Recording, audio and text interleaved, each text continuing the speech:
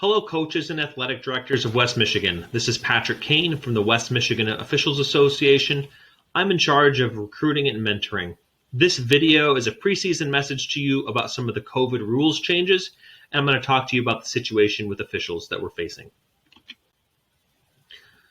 Of note, we wanted to take a moment and make sure we're all on the same page about some of the COVID rules modifications we're going to see this season. This year, all timeouts are converted to full timeouts. All timeouts will be 60 seconds.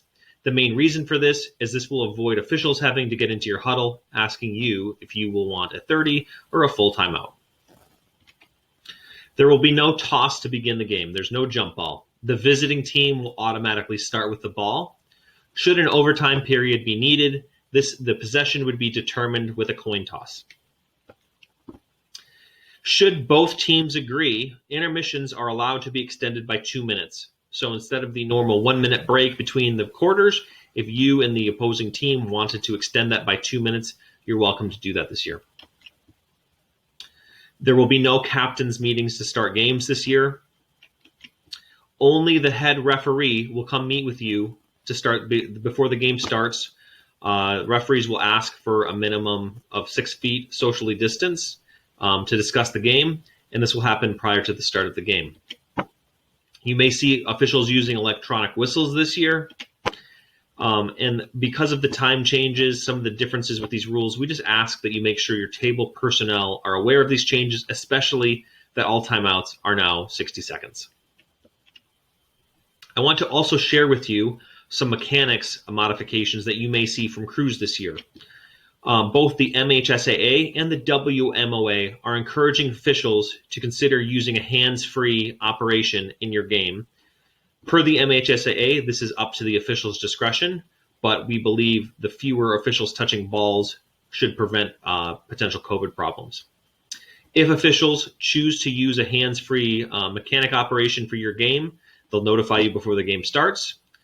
If this is being utilized, players will be responsible for gathering balls and getting the balls to their opponent or their teammates prior to inbounding.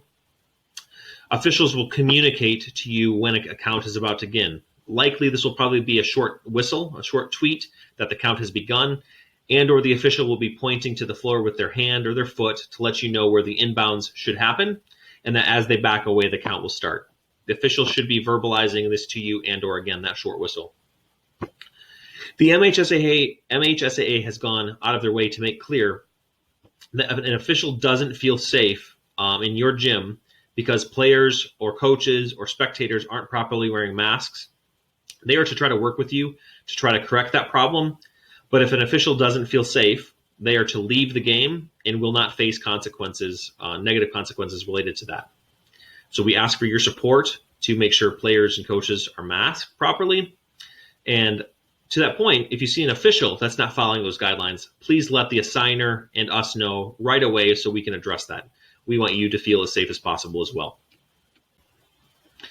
We wanted to take this opportunity to update you on the officiating numbers that we have and some of the trends that we're seeing with officials. If you aren't already aware, I'm sure you've heard over the last several years that there's a storm cloud on the horizon, and that is extremely true. COVID has exacerbated that trend, and unfortunately, we are seeing a number of officials just think it's not worth officiating any longer, and or because of their age, they're retiring, choosing to sit out. The current average age of a basketball official in West Michigan is 58.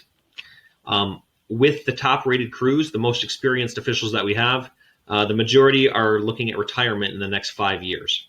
Obviously, this is an alarming number, and it's going to cause a problem. Based on OK analysis, the OK Conference expects a full crisis and a significant shortage of officials by 2024, meaning that we only have a couple years here to try to address this problem. Keynote, when we get in a new official, 50% of them leave within the first 3 years. They don't like the experience. They've had a bad experience at some of their early games. This is a huge problem. So when we get a new official, only half of them are staying. To mitigate the losses that we expect to have, we have roughly 280 officials in the West Michigan Officials Association that do basketball. We are going to need to average 55 new officials every year to mitigate the losses we expect to have over the next 5 years. Currently, we're getting less than a third of that, or around a third of that. We're only getting 18 per year right now. We need to triple that number, and we aren't going to be able to do that without your support. So let me talk to you a little bit about why this matters and why this is such a dramatic impact. Obviously, when we have a shortage of officials, games are going to inevitably have to be canceled. We're already nearing that. We're already at a point where we don't have enough officials each day. The most concerning part for me, for you, is that the games that are going to get canceled are going to be the lowest level games first. And if we look at what's happened in other states, there are long-term program impacts when your kids in middle school and junior high don't get game experience. That it affects the program for years when those games aren't able to happen. There's also a trickle-up negative impact. Crews are being asked to work multiple games. This year, in 2021, you are going to see crews working 3 games in a row. That's difficult for crews to do, and it's difficult for them to have fresh legs in every one of those games. This also means that you're going to have inexperienced officials inevitably placed at higher level games, meaning people that aren't ready for varsity games may be getting varsity games because we don't have enough shoes or bodies to fill those holes. And overall, just in general, when we don't have enough officials, you're getting officials that really shouldn't be doing varsity games thrust into varsity games, even when their skill set doesn't lend themselves to that. If you think the quality isn't great today, it isn't going to get better without your support. So I want to let you know what the WMOA is doing today to recruit and train. The overall goal of our Officials Association is to train. Each official every year spends at least 20 hours of training before the season begins.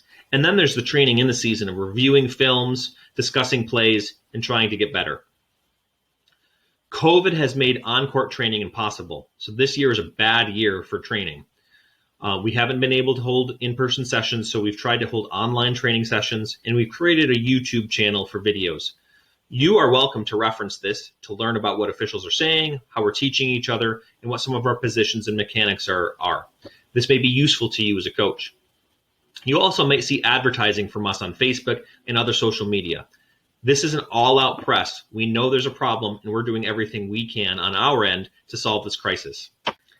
But to be frank, we can't solve this problem alone. We really need your partnership and help. Where we find officials are coming from, they come from 2 key groups. Former players, so this would be graduating seniors or students that have just finished high school and are in college or a couple years out of college. This is one of the key groups because if we can get one of these people early in their career, we could have them for 40 years as an official. The other group that we see a lot of people coming to us is when they have kids graduating or they're no longer playing. So parents of former players are great sources of officials. Where we ask for your help as coaches and ADs is please find opportunities to speak positively about officials.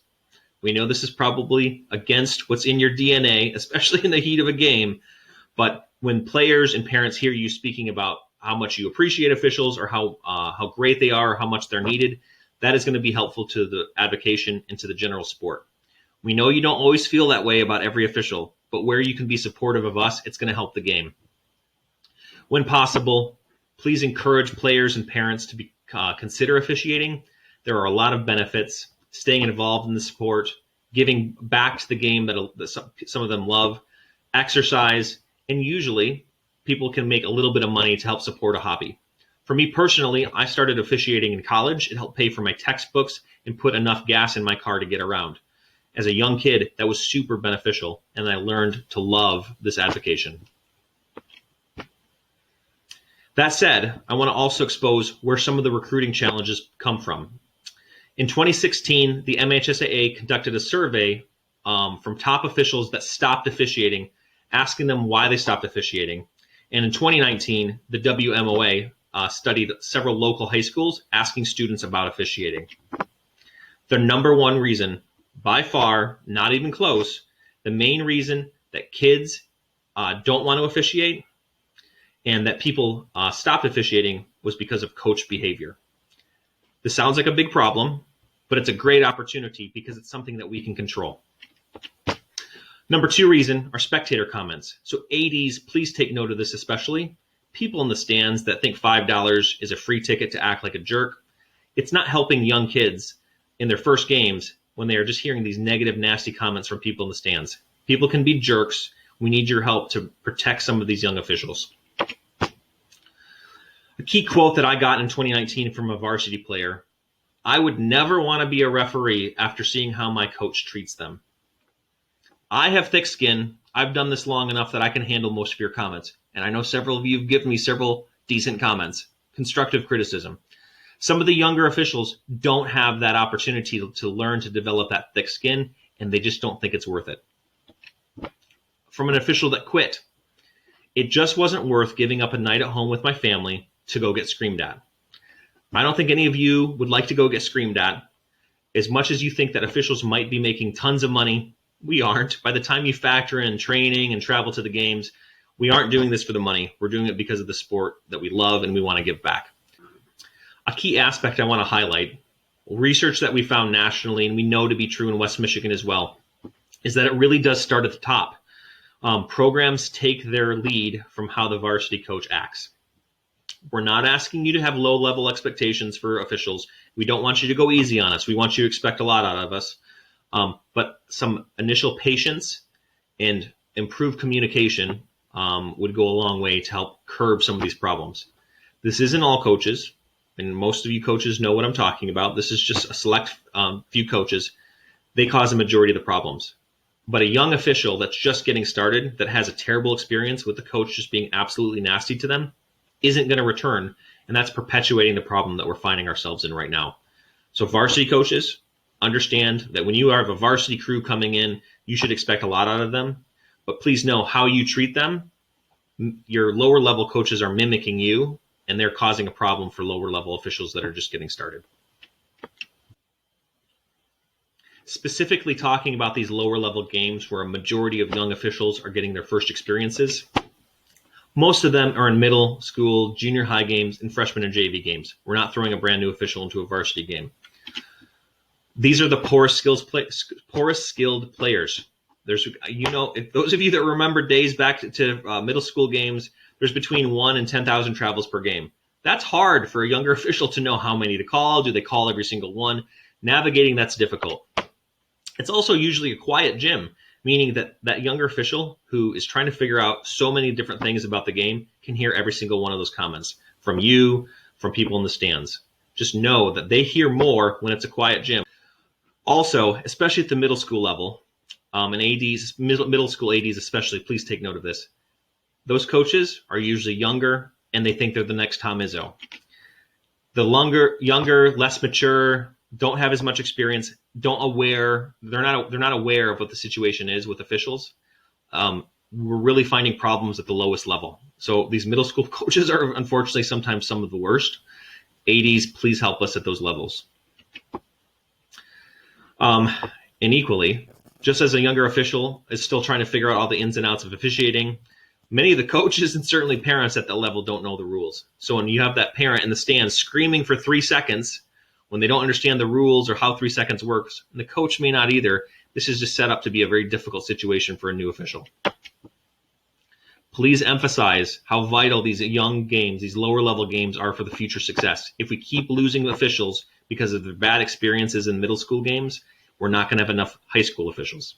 The WMOA is here to support you. The vast majority of us do this because we love the sport. We have a desire to give back to the community and kids. We love games. We miss them. We can't wait to get back to these games with you. We stand ready to partner with you to try to make sure this sport continues and thrives for years to come. Should you be open to having an official come to speak to your team about rules, talk to them about officiating, or learn how to become an official, we would love to come speak to you and try to recruit some officials. If you have other ideas, thoughts, or feedback about any of this or some of the initiatives that we could take together, please send them along to the conference leadership and to the WMOA leadership as well. Best of luck this season. We hope you enjoy it. We can't wait to get back on the court with you. Feel free to reach out if you have any ideas, questions, or things to discuss. You can find my contact information below. Thanks again, and have a great season.